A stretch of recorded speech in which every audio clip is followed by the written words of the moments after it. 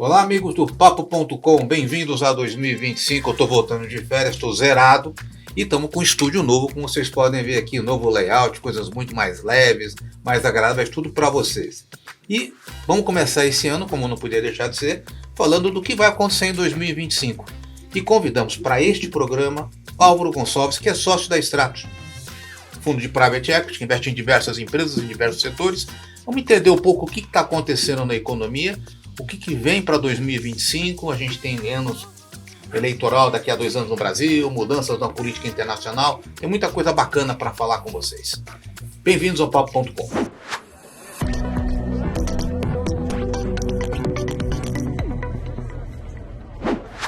Álvaro, meu amigo, tudo bem? Como é que você está? Tudo ótimo também. Prazer estar aqui com vocês. Obrigado pelo convite e parabéns pelo estúdio. Obrigado. Começamos o ano agitado, né? Quer dizer, descansamos um pouco ali no início do ano e aí vem a posse do novo presidente americano, Brasil discutindo crise do PIX, muita coisa acontecendo. Como é que você está vendo o Brasil e mundo agora para 2025? Olha, eu talvez te surpreenda com isso, mas eu estou vendo de uma forma positiva. Eu acho que tem ajustes de posicionamentos generalizados por conta de uma mudança na economia principal do mundo e de, claramente, algumas mudanças que essa mudança nos Estados Unidos proporcionará em relação às relações econômicas, sobretudo, com as outras economias importantes, e isso cria um universo muito grande de oportunidades, né, para os investidores e de posicionamento para os poupadores, mesmo que não seja um investidor proativo ou mega investidor. Acho que as pessoas vão ter oportunidades novas, né, de alguns riscos também, mas acho que vai ser um ano de movimento diferente.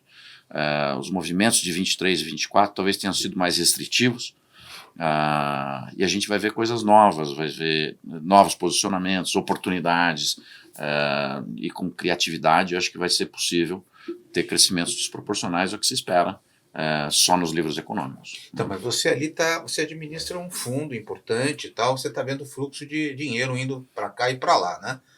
O investidor vai para onde agora? Nós temos aqui no Brasil uma taxa de juros sinalizando 15, papéis rendendo uma taxa interessante, mas também nos Estados Unidos a taxa de juros elevada e competindo, né? Para onde vai esse dinheiro no mundo agora? Vai para a Europa, vai para a Ásia? Olha, primeiro o dinheiro correu nos últimos 6 meses para o lugar considerado seguro, né? O fluxo internacional, inclusive brasileiro, de dinheiro colocado em moeda estrangeira, especialmente dólar, foi recorde de qualquer medida dos 20, 30 anos anteriores. Não se chega ao que aconteceu no semestre passado ou nos últimos 6 meses, em termos de concentração de recursos na liquidez, no M1 da economia americana. Isso significou um grande fortalecimento do dólar, né? Então, e muitas posições montadas ou até o fim de janeiro ou até o fim do primeiro trimestre, ou seja, a leitura disso o investidor de qualquer porte colocou o dinheiro em dólar para ver o que vai acontecer, né? Esperar para ver o cenário. E sentou, como a gente fala informalmente, sentou em cima das mãos. Colocou o dinheiro em dólar. Você sentiu isso lá? Diretamente. Quando você batia na porta do investidor, diretamente. Né? E nas discussões com eles, né, e mesmo no mercado brasileiro, essa é a posição de expectativa para escolher. Agora é uma expectativa ativa, está todo mundo atrás do telescópio, está todo mundo procurando onde é que tem oportunidade, mas acho que os movimentos reais vão começar a acontecer no final desse trimestre ou ao longo do segundo trimestre. Então, agora a gente vai ter uma mexida no tabuleiro agora, né, com a eleição do presidente dos Estados Unidos. Mexe um pouco, no final das contas acaba tudo se ajeitando, né, Álvaro? Acho que esse primeiro impacto, vai ter uma negociação, vai ter espaço para o Brasil atrair investidor estrangeiro para projetos aqui no Brasil, ou a gente está fora do jogo, está fora desse tabuleiro? Eu acho que vai ter espaço melhor do que em 24. Né? Melhor que 24. Agora vai ser espaço tematizado, né? Não vai ser espaço dizendo, olha, eu vou criar um veículo para investir em oportunidades diversas no Brasil, ou no país X ou no país Y. Esse tipo de abordagem mais genérica e só por escolhas de países saiu de moda já há alguns anos e principalmente neste ano. Agora, tem alguns temas que claramente todas as modificações apontam para eles. Quais seriam? E vou citar um que até foi parte aí de discussões nessa semana: infraestrutura digital. Né? Os grandes parques digitais. Qualquer coisa de infraestrutura, grande, pequeno, médio, data centers de última milha, data centers que eles chamam de hyperscale, ligações, as interligações, a gente não faz muito tempo que houve uma grande corrida para as ligações de fibra, isso tudo vai ter que ser renovado. Mas tem oportunidade no Brasil disso? Muitas. Qual a diferença de fazer no Brasil e na Argentina? Um parque desse? Quer dizer, eu te pergunto, porque é um parque digital, não, né? Por que escolher Brasil? A latência. Né? Tem que estar próximo e tem que estar próximo de uma fonte energética. Uma outra novidade que tem na infraestrutura digital é que o padrão de consumo de energia que a infraestrutura digital atual ou anterior tinham muda completamente com a inteligência artificial. Como a inteligência artificial já entrou nos nossos celulares, no nosso carro, nos nossos computadores, o consumo de energia dos data centers que estão atrás disso já quintuplicou. Você viu a Microsoft vai construir uma usina nuclear? É todo esse ponto. Né? É uma coisa impensável. A grande disputa das gigantes de tecnologia daqui para frente é atrelar suas bases de processamento, ou seja, suas redes de data centers alinhados com fontes de energia.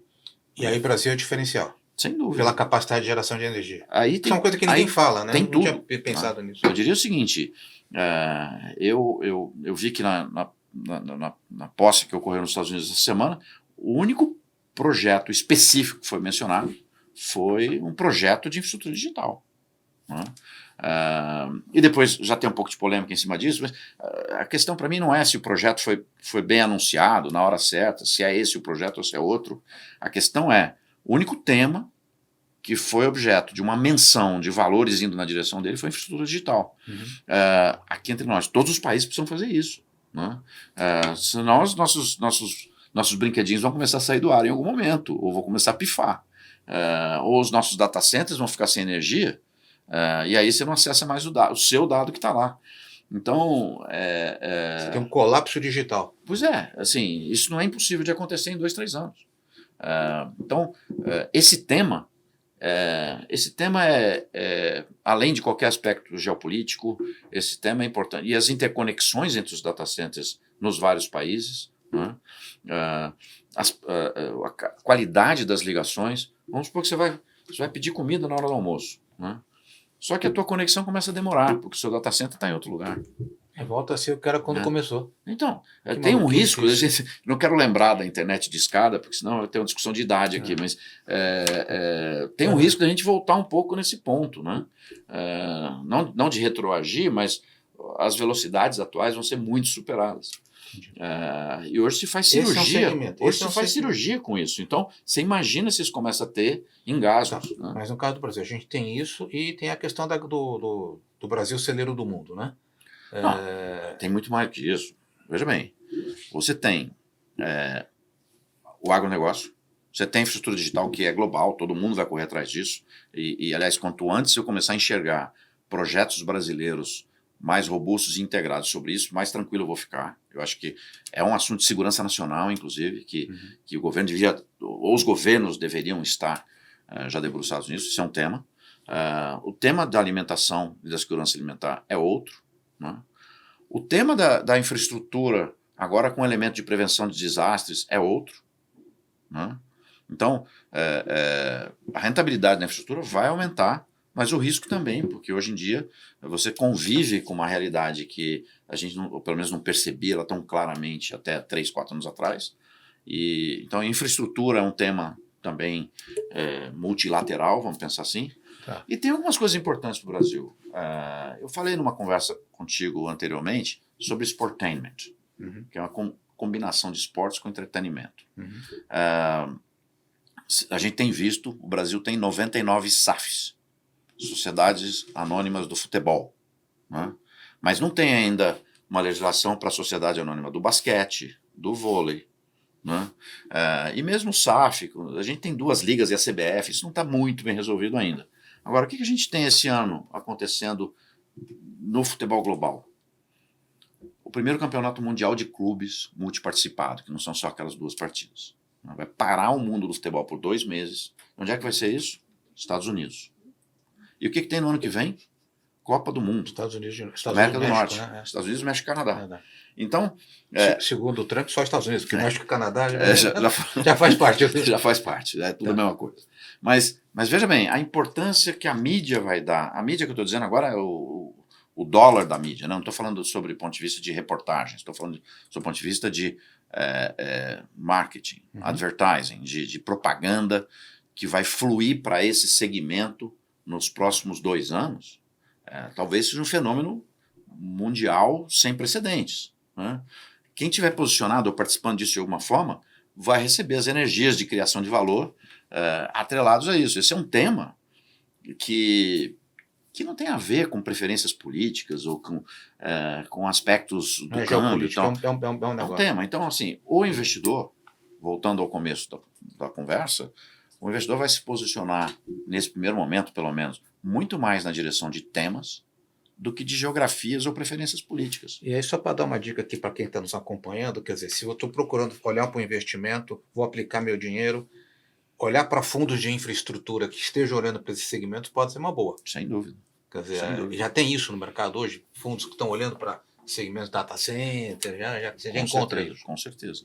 Tá. E como o dinheiro se concentrou, ele não vai manter essa concentração. Ele vai buscar oportunidades. Né? E ele vai buscar oportunidades primeiro por temas. Um outro elemento é que ele vai buscar primeiro os canais tradicionais de escoamento de capital. As bolsas, os fundos, e depois para o investimento privado também. Né? Então, agora, acho que essa tendência começa a acontecer já em abril. Deixa eu voltar aqui um pouquinho ao assunto, porque assim, você fala de investimentos. Aí nós temos que olhar o mundo e você fala, bom, China em crise, tentando sair, tentando equacionar, mas um importante parceiro nosso, né, em investimento no Brasil. Estados Unidos começando uma nova história nos próximos 4 anos, que a gente não sabe como é que vai ser, aparentemente mais fechado, tá? Da onde vai vir? Esses são os 2 principais parceiros nossos, né? A Argentina, que a gente não sabe para onde vai o Milei ali, cansar essa história toda. Da onde vai vir o recurso? Ou com quem que a gente vai ter que se atrelar mais para atrair esse recurso para esses projetos que você está colocando? Eu acho que a primeira coisa é resolver o recurso interno. Né? O Brasil tem um PIB relevante, tem recurso interno, tem uma estrutura econômica com uma economia muito rica. Né? O problema é que a gente tem um competidor por esse recurso, quanto mais, que não para de se endividar, que é o Estado. Né? Então, se o Estado...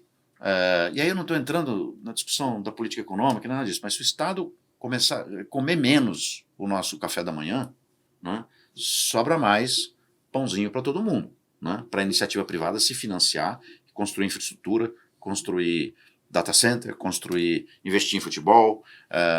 Então, acho que a primeira coisa é a seguinte, o recurso interno que existe, se a gente continuar com um comedor de recursos incontrolável do outro lado, sugando o recurso da economia, vai ser muito complicado, porque, além disso, não deixar dinheiro para os setores essenciais e para as oportunidades serem financiadas, isso é inflacionário. Né? Essa é a causa central da inflação. Não é o supermercado aumentando o preço, não é o dono do posto de gasolina. A causa central da inflação é gasto público no mundo inteiro. Né? É uma combinação de gasto público com produtividade. Uhum. Se o gasto público sobe mais do que a produtividade, os preços aumentam, porque você tem um desequilíbrio entre oferta e demanda de dinheiro. Né? Agora, o governo consumindo o dinheiro, não deixa dinheiro, aí começa a ter um desequilíbrio e isso tudo está desarrumado. Mas isso não está no radar de curto prazo no Brasil. Hoje a gente não tem, olhando o curto prazo, né, um cenário de que vai haver um controle de gastos. Então, assim, primeiro, eu não acho que está tão descontrolado quanto muitas vezes você vê você falar. Né? O que não há é uma harmonia dos poderes nessa direção. Né? Então, sinceramente, é claro que sempre o Poder Executivo é o culpado de plantão para qualquer coisa que acontece no país, mas eu acho que também está chegando a hora do Poder Legislativo se organizar para ajudar essa equação a funcionar. Né? Se você for olhar qual é a origem do excesso de gastos, é uma origem contratada, inclusive, na legislação brasileira. Né? Sim, tá Seja lá na Constituição de 88. Então, assim, é claro que eu gostaria de ver um governo mais proponente ou mais propositivo sobre essas questões, um governo executivo mais propositivo, mas eu não vejo ele também como um causador tão pouco cerebral assim. Mas, se olhando assim, quer dizer, você tem a parte Brasil, ok, mas e a parte externa? O recurso vai vir de onde? Índia parece um país emergente, que pode ser um diferencial, mas não tem recurso para investir aqui. Vai vir de onde os recursos para... A chinesada está presente no Brasil, né? Os exportadores de capital no mundo hoje são basicamente Estados Unidos, China, Inglaterra através de um mercado de capitais que normalmente irriga outras regiões, mas de forma muito seletiva, e alguns países pequenos com muito capital. Então você vê alguns países árabes fazendo investimentos nos outros países, você vê os países nórdicos fazendo... mas os exportadores de capital são esses. Na América Latina, o grande exportador de capital é o Chile. Né? Mas numa dimensão que também não é, vamos dizer assim, algo que vai fazer a diferença para o Brasil. Então, o Brasil vai ter que se posicionar, esse é um esforço natural da sociedade brasileira, não é só de um governo e tal, para se alinhar com essas fontes de capital. E eu não vejo o Brasil de forma radical escolhendo um. Né? Eu acho que o Brasil tende até a aumentar um pouco mais esse nível de pragmatismo. Né? Hoje não estamos no momento, eu acho que não tem, nem nas várias divisões políticas que a gente tem, alguém que defenderia, nem acho que a esquerda quer se alinhar à China de forma cega, ou que a direita quer se alinhar aos Estados Unidos de forma cega. Tem que fazer negócio com todo mundo. Exatamente. E essa é a história do Brasil. O Brasil sempre teve uma liderança na ONU, inclusive na formação da própria ONU, por conta desse pragmatismo. Né? O brasileiro não quer briga com ninguém. Primeiro, vamos começar por aí. E segundo, a gente quer fazer negócio com mais gente. A gente tem uma economia pouco aberta para o mundo internacional e acho que a gente tem que fazer isso direito, fazer isso melhor e participar do jogo. Né? E, na verdade, eu vejo a China competindo com a gente pelo seguinte sentido. Desculpe, a Índia. A Índia é o maior, e pouca gente fala disso, a Índia é o maior crescimento de PIB em dólares nesse ano. Né? A Índia vai crescer talvez perto do dobro da China. Né? Tudo bem, de uma base um pouco menor, mas ela também já está ali no top 10. Né? Não é uma economia pequena e crescendo 7, 8% pelo terceiro ano seguido e projetado para estar nesse patamar por mais 3, 5 anos. E não é só isso, o arsenal intelectual que a China preparou, que a Índia preparou é absurdo. Né? É absurdo. Né? Absurdo. Das 50 maiores empresas americanas, né, os CEOs, a proporção de CEOs não americanos é de longe indianos liderando. Né? Nas 7 maiores empresas de tecnologia, 4 líderes são indianos de nascimento. Assim, há uma interpenetração da Índia com as grandes economias oferecendo capital intelectual que poucas vezes se viu um país fazendo isso. Né? Então, a capacidade de atrair recursos, que alguém que está crescendo assim, com inflação mais dominada do que a média do G10, e com essa capacidade, com essa exportação de capital intelectual, ou pelo menos com essa, permeando o capital intelectual na própria Índia e no mundo, é um fator sem precedentes. Acho que está sendo pouco analisado. Você acha que a Índia vai ser, nos próximos 10 anos, a estrela da economia mundial? Isso já se reflete na bolsa dele lá? E nas bolsas internacionais também. A quantidade de negócios indianos expostos à Bolsa de Londres, à Bolsa de Hong Kong, tem aumentado. Interessante isso. Né? Então, assim, eu vejo pouco a gente discutir isso. Acho que até o Brasil tem a necessidade e a oportunidade de estabelecer uma relação mais direta com esse polo e, inclusive, aprender coisas ali. Né? Álvaro, a gente está vivendo esse momento de juros altos aqui para controlar a inflação. Juros altos nos Estados Unidos. Eu estive recentemente lá, conversando com o pessoal de bancos. Ele falou, Tamer, tem investimentos aqui em papéis americanos, os bonds deles, pagando 5,5%, 6% de empresa AAA americana. Como é que vai ser esse cenário? Porque inflação, por si só, não consegue controlar. A taxa de juros, por si só, não está conseguindo controlar a inflação. Nós vamos chegar a 15% aqui no Brasil, a inflação está difícil de ceder. Os Estados Unidos, taxa de 5,5%. Pô, e a inflação não vem para baixo, cara. O que está acontecendo? Olha, a inflação ela é o resultado de um processo, né? Ela tem fundamentalmente dois fatores, né? Quando você começa a ler a inflação, é que o problema já aconteceu lá atrás. A inflação é consequência de fundamentalmente duas coisas. Gasto público desalinhado com geração de produtividade. Uhum. Se uma economia está incrementando sua produtividade, está produzindo mais com menos investimento, com menos custo, ela permite que o gasto público suba, né? Agora, se essas duas coisas ficam em equilíbrio, a produtividade não sobe e o gasto público sobe, a consequência disso é a inflação. Então não é o cara do supermercado que gera a inflação, né? A consequência disso é que os preços se descontrolam, né? Mas a origem dos preços está na produtividade da economia e no gasto público. Mas os Estados Unidos têm um gasto público absurdo, né? Quer dizer, todo ano eles estão tendo que chegar no governo, lá no Congresso, estouramos lá a nossa meta, aí se libera. Por que os Estados Unidos é diferente, cara? Ele tem uma diferença, mas ela não é 100% blindada, que é ele imprime moeda do mundo, né? Então, o resultado da inflação é você ter que imprimir moeda, o resultado do gasto público alto é você ter que imprimir moeda ou emprestar mais. Uhum. Se emprestar mais, você força o juro para cima também, e imprimir moeda, normalmente você gera uma inflação que tende a sair do controle. A dele não sofre tanto por isso, porque ele imprime a moeda do mundo. Os compradores de dólar no mundo são muito grandes. Então ele imprime e alguém compra, e isso não desestabiliza o preço da moeda, não perde o valor da moeda. E agora, com o juro alto, ele está recuperando o valor do dólar em relação às outras moedas, como há muito tempo não acontecia. Por isso que o real caiu tanto. Então, mas aí, na medida em que o novo governo dos Estados Unidos vem e ameaça o mundo, os europeus falam, opa, pera um pouquinho, né? Não é bem assim, né? Essa soberania da moeda não pode ser posta em xeque? É muito no difícil. Longo prazo, quer dizer, no longo prazo pode olhando até daqui a ser. 10 anos, não olhando os preços. Olha, você precisa, para você ter uma referência de confiança numa outra moeda, você precisa de 50 anos dessa moeda funcionar harmonicamente organizando contratos. Não é num ano que você define isso. Eu acho que vão começar modelos novos de referência monetária, mas depois quais param em pé depois de 20 anos, a gente vai poder parar para ver. Eu acho saudável que isso aconteça, e não vai ser a primeira vez que isso acontece, não. Uhum. Né? Quando o euro surgiu, essa era uma discussão importante. Né? O euro é uma moeda, poderia ser a referência. Poderia ser a referência, se posicionou para ser, foi importante, é importante no cenário mundial hoje, mas está longe de ter ficado uma referência global. Então, eu acho que isso vai acontecer gradativamente, e acho que os Estados Unidos estão preocupados com isso, eles agora vão atacar o déficit. É a primeira vez que se vê um governo ser eleito, uma das principais bandeiras é atacar o gasto do governo. 2 trilhões, segundo o nosso amigo. Exatamente. Então, assim, eles estão atentos a isso, aparentemente. Né? E eu acho que o que vai se desenhar daqui para frente é uma escalação que existe no meio de campo, nesse momento silencioso, mas muito aparentemente focado em certas coisas. Né?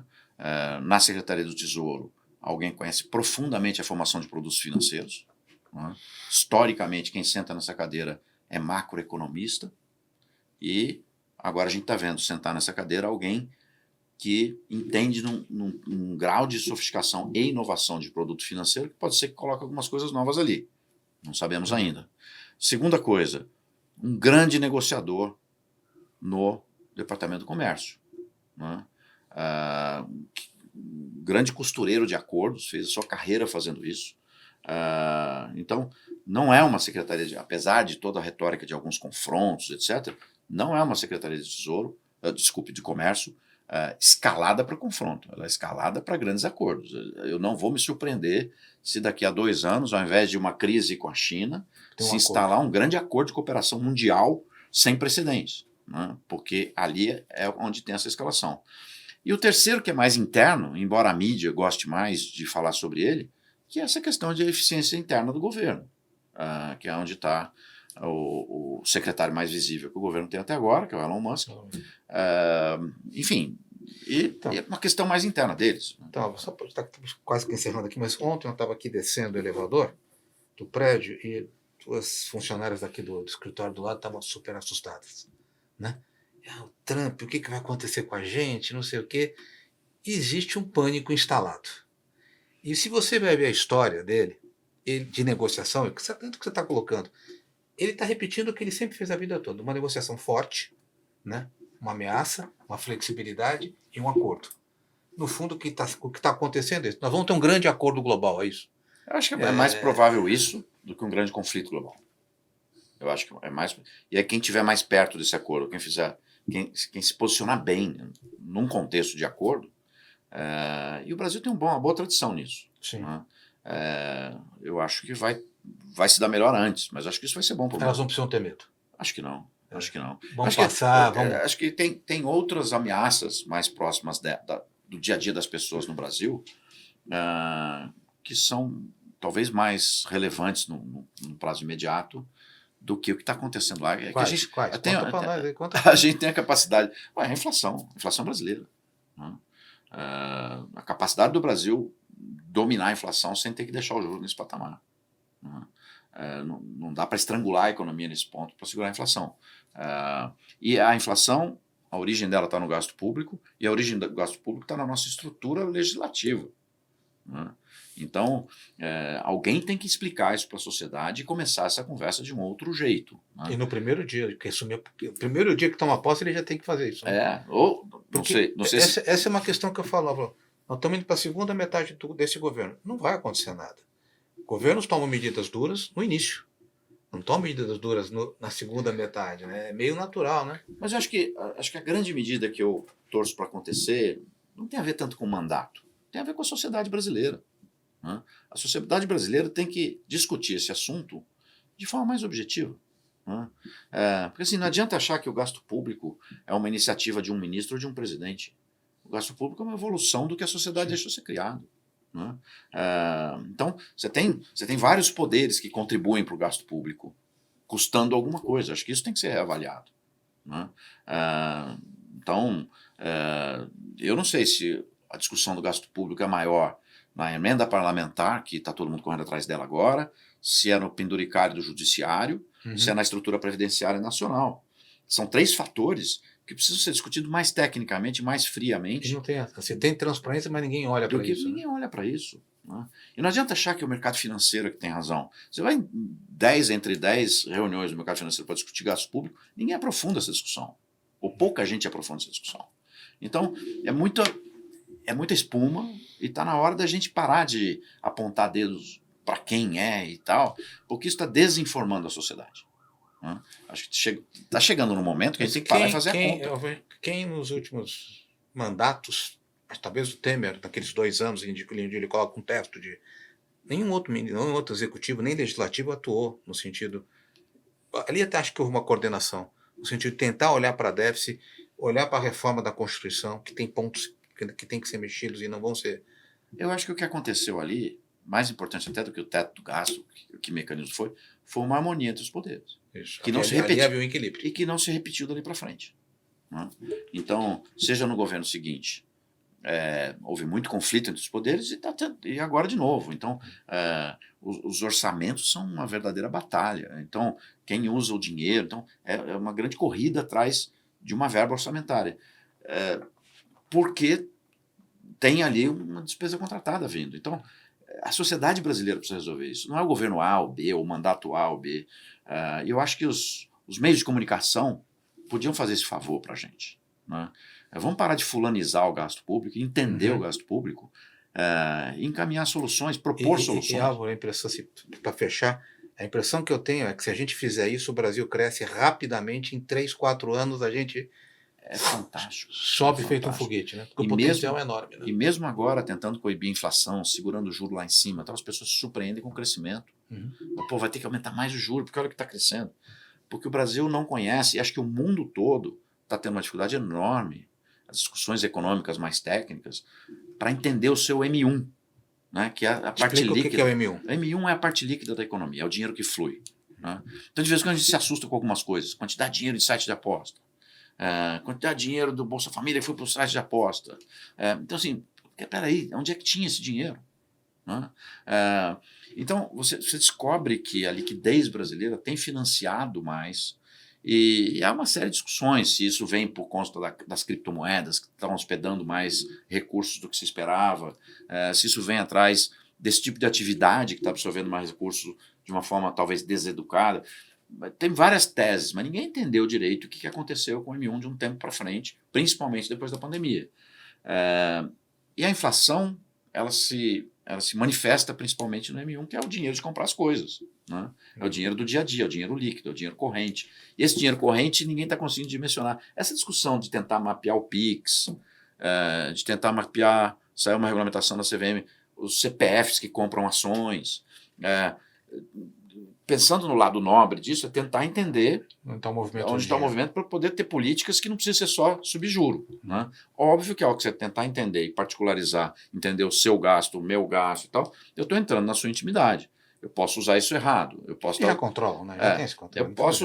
Eu posso usar isso para coisas que talvez a sociedade não goste, para tributar, para fazer outras coisas. Então todo mundo tem uma acessibilidade alta com isso, mas efetivamente o mundo perdeu o controle do M1. E está precisando entender isso melhor. Todos os lugares estão Isso tudo pós-Covid, né? Principalmente. Que entrou dinheiro. Talvez seja um processo que viesse antes, mas ele começou a se manifestar mais pós-Covid. E nos Estados Unidos também. O crescimento surpreende e tal, e isso vai saindo um pouco do radar. Você, se tivesse sentado. Uma pergunta fácil para você. Na cadeira do Haddad, hoje ali, ou na cadeira do Lula, do presidente. Pô, pensei que a gente fosse amigo.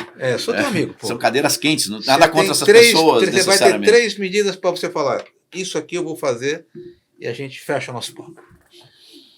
Eu criaria um foro nacional para entendimento do gasto público.